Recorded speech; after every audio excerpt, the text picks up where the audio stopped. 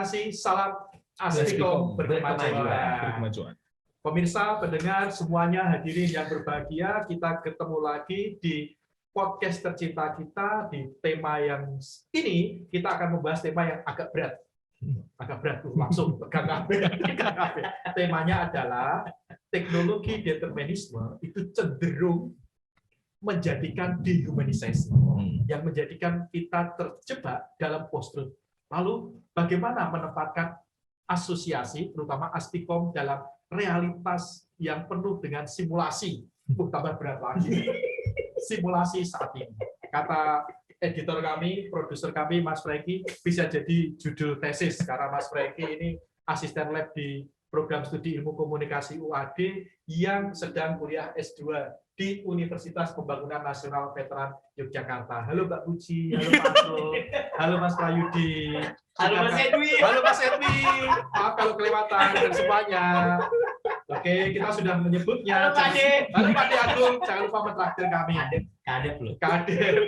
Program ini terselenggara atas kerjasama pengurus pusat Aspikom, terutama Divisi Komunikasi Publik, mendapat banyak support dari Aspikom Korwil Jateng DIY serta program studi ilmu komunikasi Universitas Ahmad Dahlan.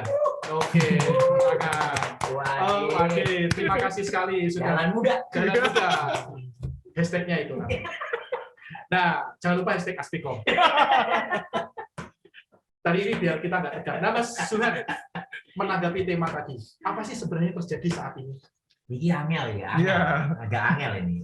Pertama saya Mas. Kuliah. Jadi gini, teman-teman, yang paling kelihatan betul betapa kemudian teknologi determinisme itu yang kemudian seperti yang dikatakan Mas Fajar tadi adalah ketika kita melihat bahwa negara yang tadinya begitu demokratis, katakanlah standarnya itu Amerika nih, Amerika, yang kemudian tiba-tiba seorang presidennya tidak berdaya ketika akun media sosialnya bisa diturunkan, di take down gitu, Twitter, kemudian Facebook bisa diblok gitu oleh kekuatan pemiliknya, tentu saja pemiliknya, akunnya, semacam adminnya. Nah, itu kan menunjukkan betapa kemudian ya Twitter, ya kemudian Facebook itu sangat hati-hati gitu ya. Hati-hati betapa kalau seorang presiden itu ngomong sembarangan di sebuah media sosial, itu efeknya nggak main-main. Nah, jadi terkait dengan pengaruhnya luar biasa itu adalah dibalik lagi logikanya bahwa kenapa sih Donald Trump begitu sangat mengendalikan, begitu sangat ingin kalimatnya segala macam itu dimasukkan ke dalam Twitter, karena dia tahu bahwa dengan Twitter itu dia bisa membentuk opini. Dan faktanya itu pertama kalinya dalam sejarah bagaimana kemudian proses sidang di negara yang sangat demokratis kayak di Amerika ya Mas Bajar ya, bisa diserang gitu. Indonesia kalah gitu. Jadi kalau itu di sebuah negara barbar mungkin lain cerita, atau buat sebuah negara yang baru belajar demokrasi itu lain cerita. Tapi ketika itu terjadi di sebuah negara yang mengklaim dirinya sebagai negara yang paling menjunjung demokrasi, itu jijik kita melihatnya. Jadi apa yang terjadi? Sebenarnya yang terjadi adalah ketika semua orang kemudian memutarbalikkan. Nah ini dia. Memutarbalikkan apa yang sebenarnya benar faktanya itu di-frame berdasarkan kepentingannya, lalu apa yang di-frame itu berdasarkan keyakinannya itu ditulis, disampaikan, di-share melalui kekuatan media itu tadi. Nah, dalam konteks demikian maka apa yang saya share ini tidak lagi memiliki standar verifikasi. Dia tidak membutuhkan komparasi. Pokoknya yang penting gontonya api. Pokoknya yang penting pendapatku ini benar. Nah, tentu saja kalau masalahnya cek-cek kayak kita mah nggak terlalu efek gitu, terlalu efek. Tapi kalau bagaimana tuh seorang ketua partai, semua di bawahnya kan kena gitu. Nah, bagaimana itu kalau terjadi dilakukan oleh seorang katakanlah rektor, atau dalam periode-periode kepengurusan sebelumnya di pemerintahan kabinet gitu, ada seorang menteri, saya tidak perlu sebutkan menterinya, yang selalu nge-tweet secara pribadi, tapi efeknya kepada kementeriannya gitu. Nah, jadi artinya apa? Justru karena sifat manusia itu sangat gampang untuk hilap. Manusia adalah tempatnya hilap. Gampang untuk hilap, dan media itu adalah media personal, maka orang bisa menenggarai bahwa apa yang lo katakan itu menjadi representasi kepentingan. Itu tidak sengaja. Apalagi kalau dia sengaja. Jadi begini Mas Fajar, bahwa saya ingin menguncinya bahwa ketika teknologi itu memainkan peranan luar biasa, kekuatan peranan yang luar biasa itu diamini dan kemudian ditunggangi kepentingan politis, maka kita tidak lagi berhadapan antar manusia. Kita udah menjadi barbar dalam era yang sangat modern. Jadi kita itu sebenarnya menggunakan insting barbar, menggunakan tools yang sangat modern, dan itu tidak kita sadari memiliki kekuatan penghancur luar biasa. Saya jadi ingat film judulnya The Rising of Barbarian. Ya. Nah, sekarang saya mau ke Mas Najih nih. Dalam kondisi post-truth seperti ini, kalau Mas Zulhan ini adalah Ketua Umum Pengurus Pusat Aspikom, kalau Mas Najih ini adalah Ketua Koordinator Wilayah Jateng DIY sekaligus pejabat di Program Studi Ilmu Komunikasi Universitas Ahmad Dahlan.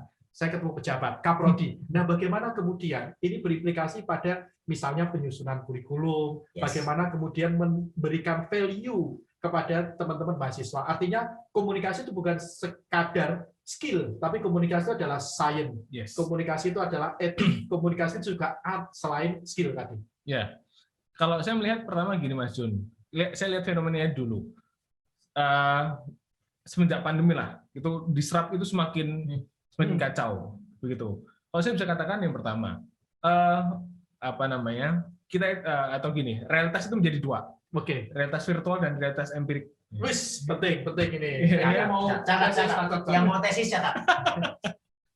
Aduh, saya dapat kata itu dari siapa, Dok? Dari Ardian Indro Yuwono. Halo Mas Dodo. Omongan calon doktor. Halo Mas Dodo, pendapatmu dikutip sama mahasiswanya. Sebagai alumni S2 Ya, tapi gini. Jadi kita tidak bisa tahu siapa orang-orang berada di balik akun itu. Sehingga mungkin bisa jadi orang-orang di balik akun itu yang memang memanfaatkan keadaan. Kalau seandainya keadaan yang menguntungkan A, dia ikut A. Keadaan menguntungkan B, dia akan ikut B. Begitu. Sehingga ya lumrah ketika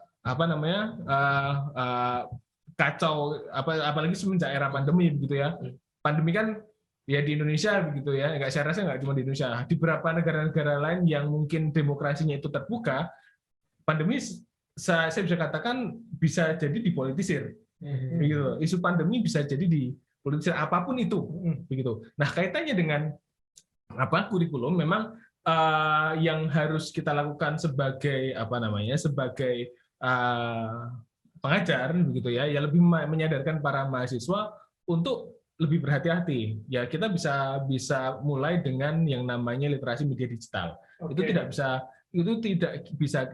untuk kita ajarkan. Berarti kan itu sebuah hal yang sangat wajib begitu. Setidaknya mereka bisa menjadi agent of change. Gini, contohnya pernah mahasiswa itu bilang ke saya, Pak, saya paling nggak suka itu berada di grup keluarga saya. WA grup. Pokoknya yang keluarga bani, ya itu paling nggak suka dia bilang kayak gitu. Oh sama saya bilang kayak gitu. Kita semua kan Bani Adam. Loh, saya tanya kenapa? Saya nggak suka aja Pak. Isinya itu Om, Tante, Bude, Pak De saya itu pada ini saling nge-share informasi nge-share link lah katakanlah seperti itu, yang mana justru malah kacau, grupnya malah kacau, tidak harmonis. Yes, gitu. Nah, saya bilang ke dia, ya berarti kan kamu harus bisa menyadarkan kepada dia bahwasannya harus ada sebuah literasi media yang baik di kalangan baby boomers. Ya kan? Kita lihat kan kita kan milenial. Mohon maaf, saya berhadapan dengan baby boomers. Sorry ya, gua milenial ya. Nah, saya bilang, ya itu kita harus berhadapan dengan generasi baby boomers yang gini, secara usia empirik mereka lebih tua, tapi secara di usia digital kita jauh lebih dewasa. Ya kan? Bolak-balik zaman. Nah, betul sekali. Kita jauh lebih dewasa, walaupun memang secara usia empirik kita lebih muda. Tapi secara usia digital, maksudnya pemahaman kita terhadap digital itu kita jauh lebih matang begitu. Akan berbeda atmosfernya ketika berada di grup keluarga yang isinya 0102 ya kan? Kemudian berbeda dengan grup yang ada di katakanlah grup kelas. Akan jauh lebih cair begitu. Nah, itulah yang harus kita kita harus sadarkan kepada mahasiswa kita. Jangan sampai mahasiswa kita justru juga bermain di pusara itu. Gitu. Kemudian mereka juga bisa mengajarkan kepada mengajarkan kepada keluarganya setidaknya seperti itu, supaya ya ada sebuah literasi media digital yang dimiliki oleh orang-orang terdekatnya. Gampangannya seperti itu, Mas Jun. Oke, sekarang saya kembali ke Mas Sunan. Lalu challenges ini seharusnya bagaimana dijawab oleh para pengelola program studi ilmu komunikasi? Iya, saya tuh kadang bayangin gini loh, Mas Fajar, Mas Haji. Andaikan di Indonesia itu, ya seperempatnya itu semuanya itu seperempatnya itu saja itu lulusan program studi ilmu komunikasi. Mungkin lain ceritanya gitu. Kenapa? Ini loh, bro. Di ilmu komunikasi itu seperti dikatakan oleh Mas Haji tadi, kita tuh kan diajari tentang logika 3 kelompok raksasa ketika orang berhubungan dengan teknologi komunikasi. Jadi satu itu kelompok yang new futuris gitu. Kelompok new futuris yang sangat technological minded. Jadi apapun mereka itu pasti serba teknologi lah. Gitu. Nah itu kan diwakili nih oleh generasi Z gitu ya, generasi milenial dan Z lah, termasuk kita. Oke. Tidak baby boomer gitu ya, tidak baby boomer. Maksa banget, tidak baby boomer. Nah, yang futuris ini yang menjadi kekuatan penggerak hari ini yang mengisi seluruh slot. Entah itu TikTok, entah itu YouTubers, entah itu apa, masuk tadi gitu ya. Orang-orang yang memang memiliki sense luar biasa ini, kecepatan luar biasa. Nah, ada kelompok yang memang tidak mau masuk ke situ dan kemudian bercuriga terus. Distopian kan kita kenalnya distopian. Mereka distopian ini kebanyakan memang idenya itu berasal dari mereka yang memang baby boomers gitu. Selalu mempertentangkan antara nilai-nilai keadaban dengan nilai-nilai orang berpraktek media yang terlalu ngaco lah gitu. Yang pada dasarnya tidak mau masuk dalam disrupsi itu. Nah, lalu kita tuh kan komunikasi itu kan memasukkan orang untuk berupaya orang masuk ke dalam dalam logik bagaimana sintesa di tengahnya gitu loh. Bagaimana kemudian orang itu bisa sangat arif melihat oh ada teknologi. Kita tidak masuk terperangkap ke sana. Mengapa? Karena ini alasannya. Nah, bisa dibayangkan kalau semua orang itu belajar ilmu komunikasi dan paham tentang konsekuensi teknologi. Jadi logic disruption yang kemudian menghabisi itu akan bisa ditangkal itu. Entah tadi namanya kata Mas Najib itu pada Mas Najib itu adalah literasi media. Kita ini kan kekuatan kita kan literasi nih. Yes. Betul. Tapi logic literasi ini mudah tumbang Mas Fajar ketika kita melihat kepentingan ekonomi politik dan uang yang berada di belakangnya. Hari ini kan buzzer itu bisnis ya. Betul. Jadi sebenarnya para buzzer kita tidak sedang mengatakan bahwa itu salah, tidak. Betul. Tapi kita memahami penuh ada alasan di belakangnya. Jadi bahwa kata Mas Haji tadi ada sebelah sini, ada sebelah sini, ya monggo lah. Bentar lagi kita akan sampai ke sana. Ini menjelang 2024 nih. Tapi Aspikom tidak pernah mau masuk ke ranah dikotomi tegas itu. Kita tidak dalam posisi menista sebuah teknologi komunikasi atau teknologi determinasi teknologi ini, kita tidak menistanya. Kita juga tidak membencinya, tapi kita juga tidak terpengaruh luar biasa dan dependent padanya gitu ya. Jadi kita tuh tidak depend on. Nah, mengapa? Karena justru orang komunikasi lah yang paling paham konsekuensi. Termasuk kemudian Anda juga paham bahwa ketika Anda berada pada posisi buzzer, ada kepentingan raksasa yang kemudian dipertaruhkan di sana. Entah menang entah kalah itu lain perkara. Tapi bahwa kemudian kita memanipulasi semuanya atas nama teknologi, itu yang mungkin yang dikatakan Mas Fajar tadi tentang dehumanisasi. Karena kita tidak lagi muncul sebagai manusia yang memiliki akal budi dan kepribadian yang baik. Mengapa? Karena faktor interest di belakang itu jauh lebih kuat untuk mengendalikan, dan itu insting. Instingnya sederhana lah. Targetnya sekian nih, sekian ribu follower, ini duitnya sekian. Menyerah di sana dia. Dia akan memanipulasi konten sedemikian rupa dan terjadilah seperti porak-porandanya kebenaran. Nah, orang komunikasi diajari untuk melihat interest di belakangnya. And then kalau kita aware, kita sadar dengan interest di belakangnya itu, berarti kita sudah nyadar nih, oh ada alasannya dia berantem ini. Berarti kan ada pemain dramaturgi di situ. Jadi kalau sesuatu itu hanya di panggung, di belakangan bisa rukun. jadi itu memang fitrahnya kita gitu. Jadi kalau di depan kita betul, itu adalah bagian dari drama yang kita ingin tata. Dan politik butuh drama. Politik butuh drama, kekuasaan butuh drama. Artinya apa? Lokomotif negara ini adalah permainan kekuasaan. Kalau dia tidak permainan kekuasaan, buat apa ada trias politika? Oke. Nah, ketika kekuasaan itu di-share dengan sangat bijak, jalan negara karena lokomotifnya di sana. Tapi kalau menjalankannya itu tidak arif, habis dia. Karena yang tadinya eksekutif menjadi legislatif, yang legislatif tiba-tiba menjadi judikatif, habis itu semua. Jadi kalau semua ada pada tatarannya, lokomotif itu berjalan serasi. Nah, Aspikom itu berada di drive lokomotif pencipta dan menghasilkan sumber daya manusia yang paham point of interest, paham kemudian interest politik apa, paham behind the scene-nya itu seperti apa, sehingga kita tuh menjadi arif. Lo nggak masalah dong, aku nggak suka pada lo saat ini. Mengapa? Karena kepentingan dramaturgi kita adalah membela kelompok. Tapi ketika itu hanya ada dalam tataran drama di panggungnya, insya Allah kehidupan sosial kita tidak akan terganggu. Oke. Karena kita menjadi tahu membedakan mana dunia nyata dan mana dunia maya. Oke. Jangan campur aduk di situ. Jangan di blended. Jangan. Jangan di hybrid. Kalau kuliah boleh hybrid learning, kalau ini Jadi jangan. kalau Anda semua menilai Mas Fajar Junaidi, Dr. Fajar Junaidi ini dengan tampilan dan rambutnya, Anda tidak percaya kalau beliau sudah menghasilkan puluhan bahkan menjelang ratusan buku. Jurnal-jurnal yang masuk skala internasional. Juga Mas Najih, jangan dikira dia itu polos begitu. Kaprodi. Jangan dikira, jadi apa yang ada di panggung ini, mana dia sebagai panggung dan jangan merusak dunia sosial kita. Bahaya. Itu maksudnya. Oke, menarik sekali. Diskusi kita di podcast kita kali ini membicara tentang technological determinism, bicara tentang post-truth, dan kemudian bagaimana keilmuan itu harusnya bisa menempatkan diri. Dan Aspikom supply di situ. Jadi ini menjadi insight yang luar biasa bagi kita semua. Tadi berkali-kali produser kami yang sedang S2 di UPR Veteran Yogyakarta itu ngomong, Mas, jadi tesisku ya. Gitu. Kesannya ini punya gua. Tapi kalau teman-teman mau melakukan penelitian tentang tema ini, mau baca, sangat terbuka sekali. Oke, terutama teman-teman baik yang S1, S2 maupun S3 di semua perguruan tinggi ilmu komunikasi di Indonesia.